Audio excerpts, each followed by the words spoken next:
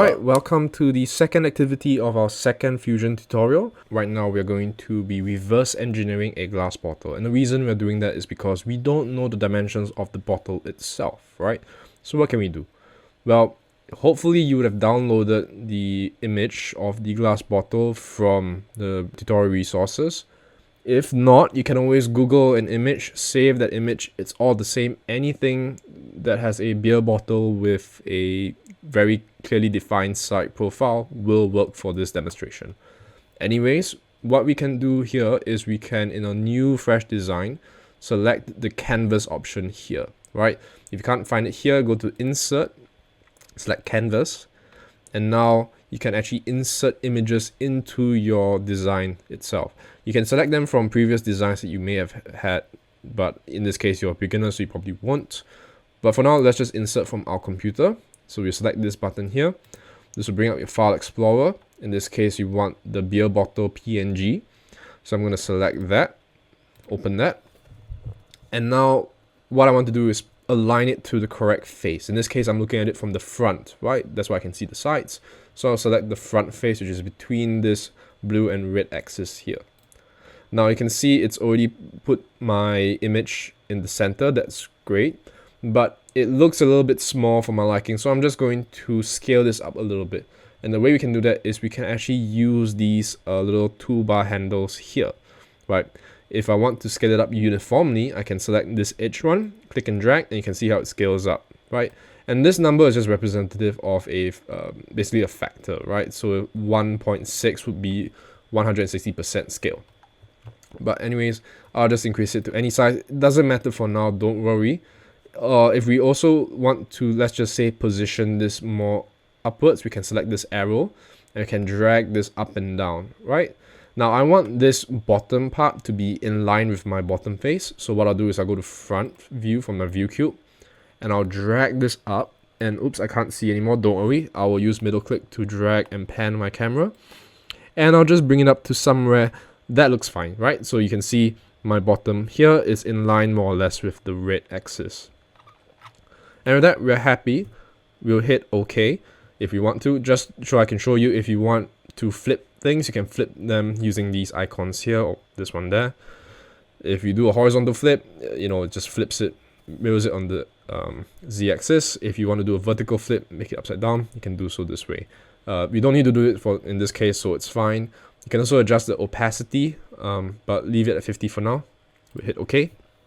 And so now we have a 3D image, so to speak. It's really a 2D image, but in a 3D space. So you can see how that looks like a 3D shape. And the reason this is useful is because now we can actually go to create sketch and we can select the plane that we use to place this on, right? So in this case, it's on this plane there, you can see, right? The front plane. So we select this plane, move up. And what we can do is we can select our line and draw down, right, like so. Now this is a straight line, but hang on a second. How big is our bottle? We don't know, do we? Well, let's see. If we do that, we dimension it. It seems to be around 88.5 millimeters, which seems way too small for a beer bottle, right? So that's okay. Don't worry. We'll just make this larger, right? We want to make this what, 240. Well, whoops, our line changes, but our image doesn't. So how can we fix this, right?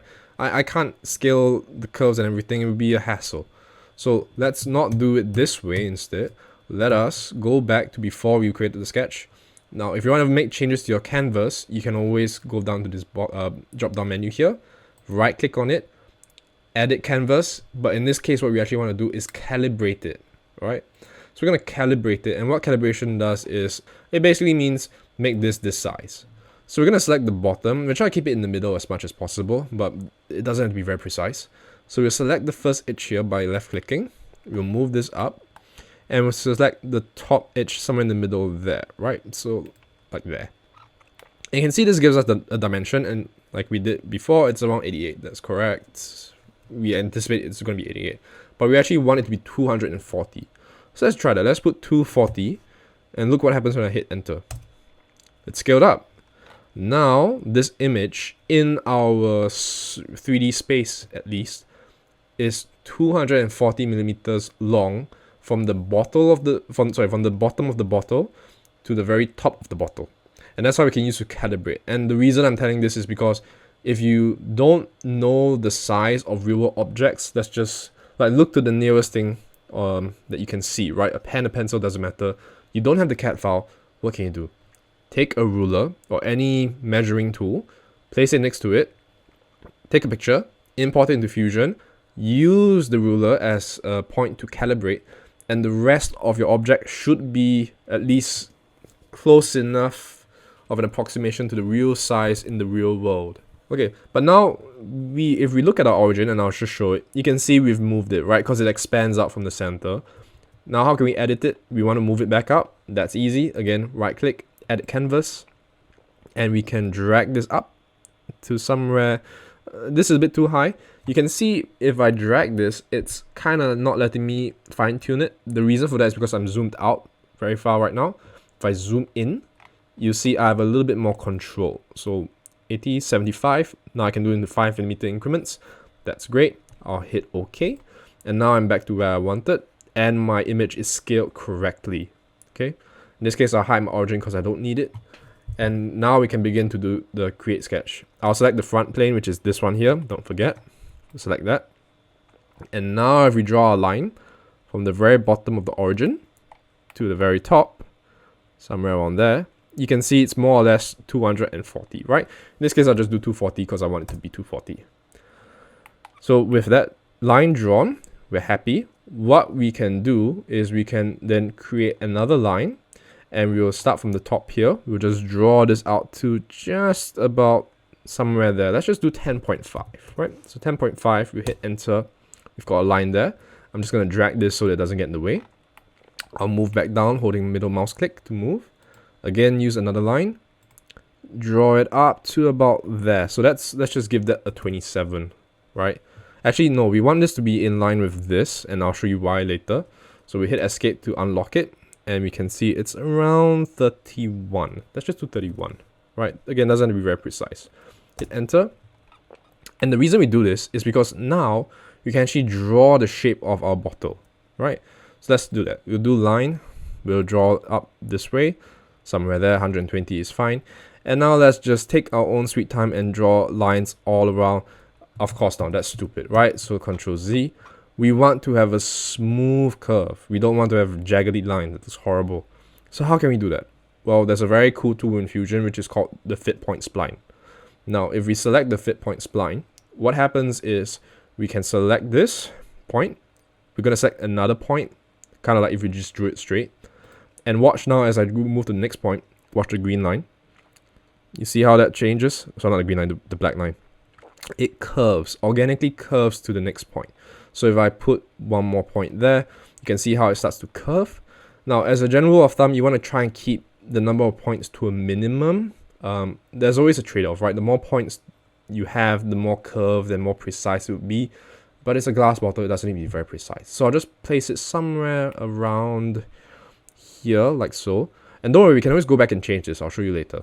But for now, I'll want to make a kind of a sharp curve, so I'll put 1 point just before, 1 at the curve, 1 here, and then I can go back to the other side. Again, I'll draw 1 point there, 1 point in the curve, and then now I'll just connect this up because it should be fine. Now this is very important. I've selected the last point here. I've clicked on the point. You must hit enter. Okay. Now what happens if you don't? Right. The reason is because let's just say I drew this here. Now I'm satisfied with this. I want to keep this curved. I hit escape. Whoops, it's gone. Right. It's not like the line or any other curve. If I draw a line like this, right, let's just draw a second one, and I hit escape, my line stays. If I draw a spline and I hit escape, it disappears. You must press enter, right? This will keep your line, so just take note. You will probably fall for this a few times. I have no idea why Fusion does this, but just take it into account. Now this is where we can see we have our shape, but it's not really following the profile so much. The good thing is with Fit Point Splines, we can select the line, and you can see these little green lines here, these are called handlebars. And what the handlebars do is they control the curvature. If you're familiar with 2D graphics software, especially vector art, you know what these do. But you can see how by clicking on the handlebar, I can adjust the curvature, how long it is, how short it is. And I'm just going to use this to roughly get the shape that I want, something like that. Looks fine. Again, it's not meant to be precise. You won't get the same shape as me, but you don't have to. Just something close enough is fine. So again, I'll go down and I'll edit as much as I can. So this point here, I want it to curve in a little bit more. That's okay. This curve looks fine. This one could do a little bit sharper. So I'll make this like so. And now this will be okay. Let's just leave it like this, right? And the reason is because we want this line here to actually be tangent with this straight line. And there's two ways you can do that. The much simpler way is to simply select this spline curve, hit the tangent constraint icon, right? It's the little circle with a line. And now if we click the line here, you can see it's going to make this tangent. So what this means is that this is now a straight connection to this curve here. So rather than having a very clearly defined split in the line, it's going to go out and then start to taper off into the curve. And the good thing now is I can hit escape. Again, I can go back to here and I can then make this a little bit smaller so that it doesn't quite bulge out so much. Something like that is fine, just so as long as it's not too big. Okay. Anyways, we can do the same thing with the bottom. And in this case, instead of using the tangent constraint icon, if we look at the handlebar, you can see how it's slanted right now. If we select the handlebar and we select vertical horizontal constraint, you can see now that it's going to be straight. And this essentially makes it again tangent, right? Because the curve starts straight and then it starts to taper off into the curve. So just like that, we have two tangent connections to our original straight lines. I still recommend that you use the tangent just to be certain, as well as if you need to make any changes to the handlebars, you now have to delete this constraint. But as a beginner, just stick to tangent constraints. It's much easier. But that's okay. We'll double check that our profile is fine by hovering and clicking on it. It should highlight blue like this. If it does not, it means there's a break. It means you need to connect your points, right? But this is okay. We'll hit finish sketch. And now what we can do is, just to show you the magic, is we'll hide the canvas. So we'll click the eye icon, we'll hide it, right? You should have a sketch. And we'll use a new tool called the rotate tool. Sorry, the revolve tool. So this revolve tool here, we found on the create, revolve.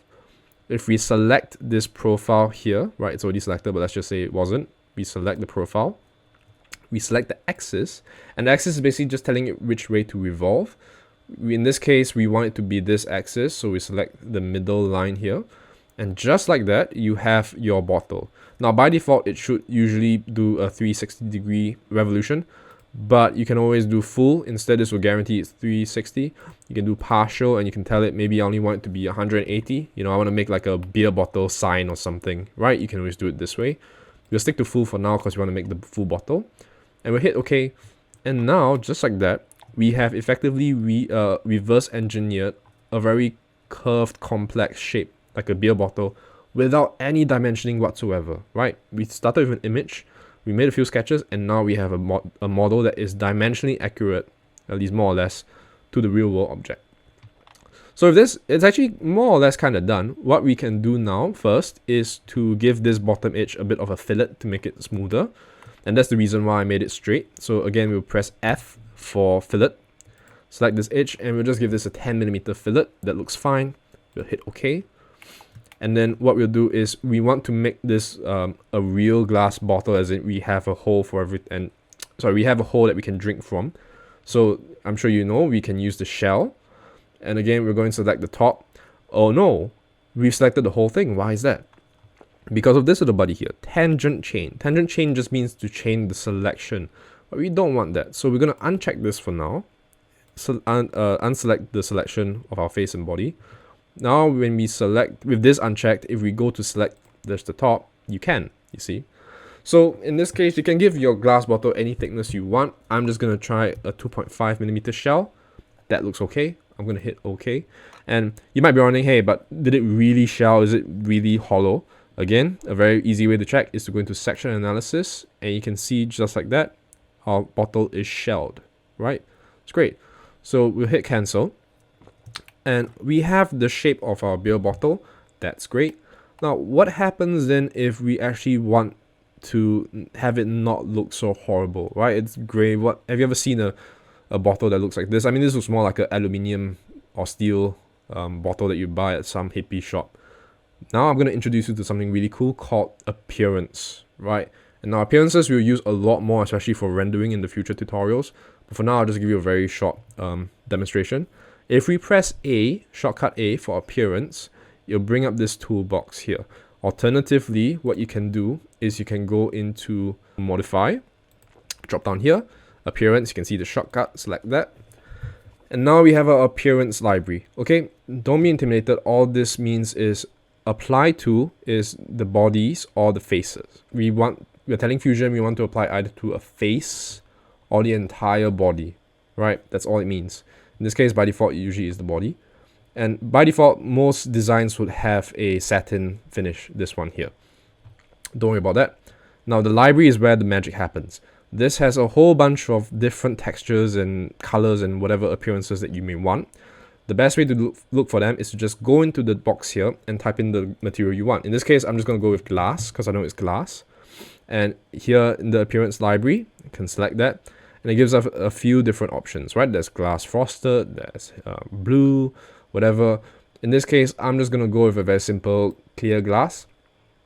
And now I can see it's clear, right? Of course, with our visible edges, we can still see the edges. That's fine. We can always go to visual style, shaded, and now it is a glass bottle, a clear glass bottle, right? Fully modeled. Of course, you would never want to model in this kind of view. But what we can always do is we can then go back into our render, let's just say. Again, you don't have to do this, we'll go more into it. We can see now our object takes on the appearance of a glass bottle. Fantastic, right? But what if we want to actually give it a little bit of a label? So if we go into appearance again, shortcut A, let's just give it a red label, right? So I'm going to type in red.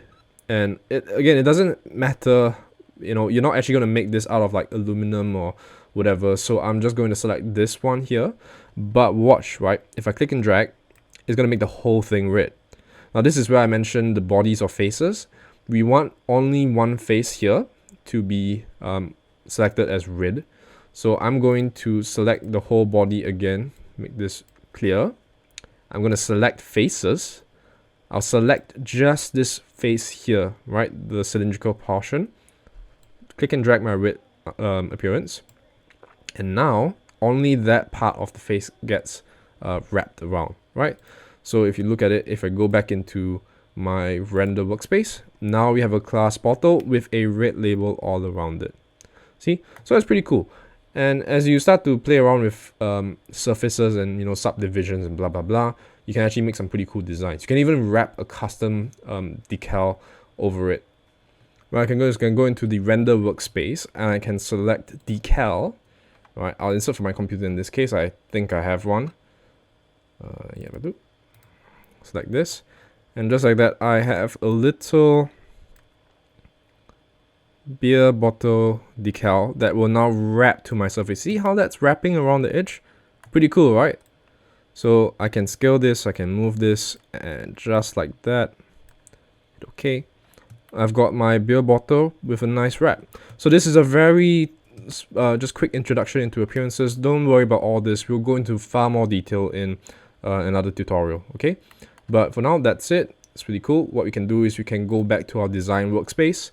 We can then go into our little save icon. We'll hit save and we can save this, and that's it. And we'll see you in the next activity in which we make a paperclip. See you then.